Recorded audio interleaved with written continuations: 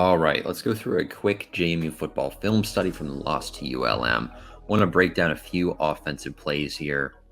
I don't think the Dukes were that far off offensively, but they were off enough for it to look a little bit clunky. And want to break down a couple of quick, I guess you could describe them as errors for the Dukes in this game. All right, so let's start here. JMU's up 10-0 in the first quarter. It is a 3rd and 4 in ULM territory. If you score a touchdown here and go up 17-0, the game, I think, is effectively over. ULM ends up scoring 14 offensive points in this game. They had a defensive touchdown. I really don't think they're coming back from a 17-0 deficit based on what we've seen of them this season. They haven't gone over 300 yards of offense against an FBS team all year. Like they're just not a good offense. But they are good defensively, and Jamie sort of let them hang in the game for a while. All right, so 3rd and 4. We set it up. It's a massive drive, right? JMU is going to end up running a screen pass to Taji Hudson, or a slant pass, excuse me. They've got Amir Knight also runs a slant. Dollison sort of clears out and takes a defensive back away by going toward the end zone on a deep route. This is a pretty nice play design from Dean Kennedy. I like this. You got Logan Kyle up top, but the play is basically slants to Knight and Hudson. Hudson's open. Man, it's a first down. Kennedy drew up a good one here. So here we go. Barnett snaps it. He's looking at Hudson, throws it to Hudson, and the pass is dropped. Some of this, good stuff from the ULM safety, right? He's coming in and putting a big hit on Hudson. You'll see him close down pretty quickly here. I think that was a big part of the play, is that the throw's just slightly in front of Hudson, where I think if it's more on his body, he's more maybe willing to absorb the contact that comes with making this catch. But you'll see a replay here too. It's a little out in front, but I mean, that's a catchable ball. Like he's got to catch that and play through the contact. That's one I think they want back. Hudson would want back, but it's also not the easiest play in the world. So maybe the throw's like an inch or two off. The catch is off. It's all just slightly off, except the play design, which I thought was really good. So the Dukes are going to go for it here. This is a controversial decision, according to some fans. Some fans would love a field goal here. Hindsight is 2020, but some fans would absolutely love a field goal here, which I think is fair, right? There's a reason that they would maybe consider kicking a field goal to go up 13-10, keep putting points on the board. ULM's offense, we talked about it, they're not very good. So the more points you have, the slowly, incrementally increasing your lead, probably a decent idea. So I understand sort of the Monday morning quarterback second guessing there. At the same time, they kind of designed a play on 4th down that should have went for a touchdown and doesn't. So let's take a look at this here on 4th down and the play they were looking at, which I thought they set up really, really well. All right, so it's 4th down, 4th and 4. Now, keep an eye on the play clock here. It's at 7 seconds. So this thing's going down pretty quickly. I think part of the reason look at Barnett's making a check with 5 seconds on the play clock. This is a situation where, given the importance of this drive, given the importance of the ability to go up 17-0 in this game, I think maybe they should have called timeout. I think this is a situation where, if you look back at it, maybe they're regretting not calling timeout. It's a little bit rushed, to be honest with you. They're making checks at the line. You can see up top, you got feet moving closer to refs. I think you've got Chesney with his hands on his knees over there near the ref. So he's considering calling timeout, but doesn't. Maybe he likes the defensive look. I'm not sure. But they're checking their protection here, and they're going to check it incorrectly. So they allow an untouched blitz to come directly through the middle of the offensive line. So let's see what goes wrong here. ULM is showing blitz. They've got a linebacker here that looks like he might rush right up through the middle. You've got another linebacker here who looks like he's going to come off the edge. The guy does come off the edge, but instead of bringing number 6 up the middle, they're going to bring another blitzer from farther back. This is a really nicely disguised blitz, so credit to ULM. They do a really great job with this. And they don't show it until the play is snapped. Like, this linebacker here is not going until that ball is snapped, and he comes in really, really fast. So it's a good design. I don't know if they've shown that on film in other games or if this is a new wrinkle, but it makes sense that JMU got confused by this. The frustrating part, if you're JMU, is you're going to end up having right guard Cole Potts and center Tanner Morris double teaming a defensive lineman rather than having Morris take the blitzer and Potts take the defensive lineman. So you'll see here it's a sack because they've got 2 guys on one and they let that guy go untouched. So they mess up the protection, but some of that's because ULM did a good job. Now, the other frustrating part here is this is a touchdown if they pick it up. Logan Kyle goes up the middle. He's running a seam. He's wide open. George Pettaway absolutely cooks a defensive back where it's either a touchdown or a defensive holding if Barnett has time to throw. But by the time Pettaway makes his move, you'll see this. Barnett's on the ground. Okay, so let's look at Logan Kyle first. He runs up the middle. He breaks free from his guy. He's open. He is open on this play, but as you can see, the camera's already panning away to Barnett getting sacked. They don't have any deep safety help here because they're showing a lot of stuff. All 11 ULM guys are within 10 yards of the line of scrimmage. So they're all quite close. Logan Kyle gets free deep. That's a touchdown if they have time to throw that pass. Now let's look at Petaway here. Petaway also wide open. He's going to beat this defensive back here pretty darn badly. So you'll watch Petaway make a move. Boom, cooks him. Would have been a touchdown or defensive holding. He hooks him pretty bad. The defensive back does. So they set that play up well. It's just a misprotection that's leading to the problem.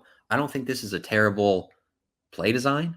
I don't think this is, Barnett's fault for taking a sack. It's whatever it was, the protection was not correct. And ULM deserves a lot of credit for a good defensive call. It's easy to say that JMU should have kicked the field goal. I think it's also just as easy to say if they pick up the protection, it's 17-0 and the game is over.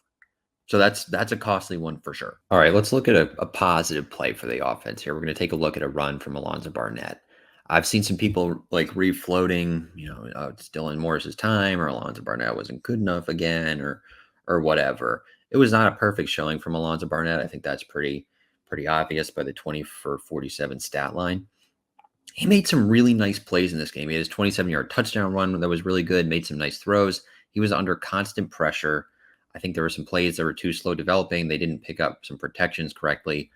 But he's also really tough and not getting enough credit for being as tough as he is. So 3rd and 8 here. Dukes are up 10-7 late in the second quarter. This is just a really good play. Nobody gets open.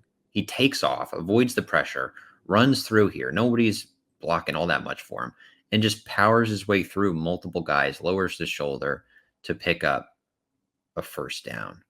I mean, this is just a fantastic football play. Like, it's just really good. And he's getting too much hate, I think, for his performance in this game.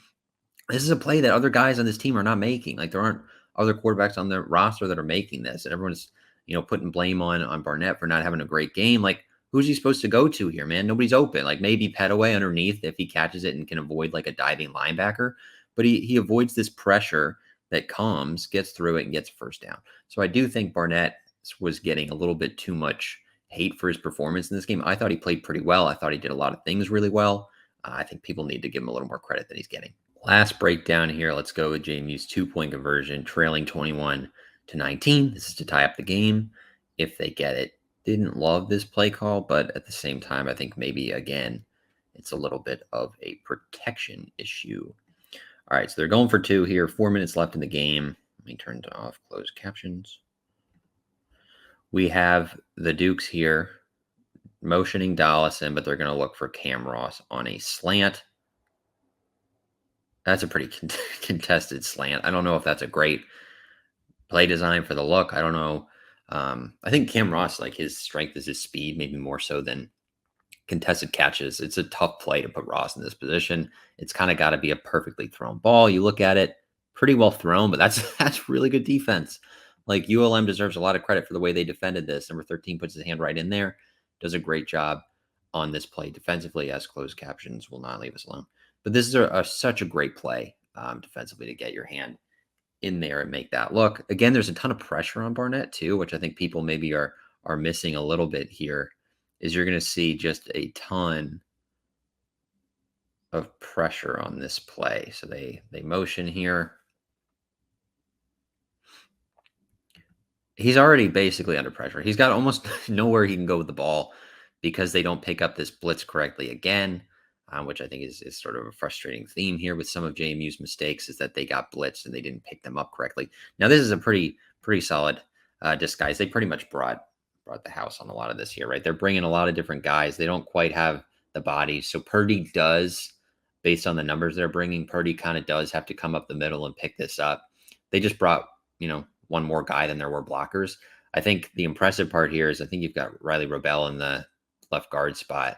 He kind of ends up blocking multiple guys, like a little bit of a stunt here, I guess, too, with their defensive end taking the left tackle and moving him more inside.